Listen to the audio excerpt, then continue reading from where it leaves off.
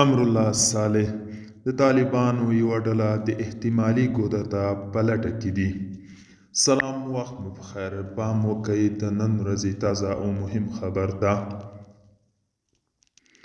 د افغانستان د وروستي جمهوریت لومړی مرستیال امرالله صالح نیویارک ټایمز سره د طالبانو د کورنیو چارو د وزیر سراج الدین حقانی مرکې ته په اشاره سره ویلي، د طالبانو یوه ډله هڅه کوي د سیمې او د لویدیځو هیوادونو په مرسته په شیخ هیبت الله احتمالي کودتا وکړي.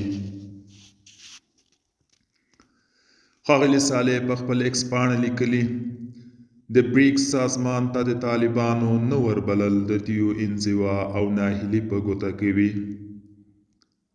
نوموړي لیکلي، په داسې حال کې چې نیویارک ټایمز د یو شمېر طالب چارواکو سپینولو ته کار ویلی چې د احتمالي کودتا لپاره هڅه کوي بهرنۍ ملاتړ ترلاسه کړي.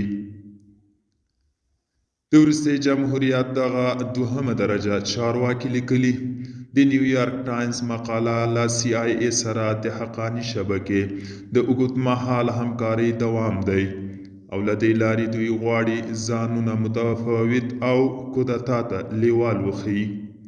دوستانو، دا و د نن ورځې چمتو کلی خبر. تر بیا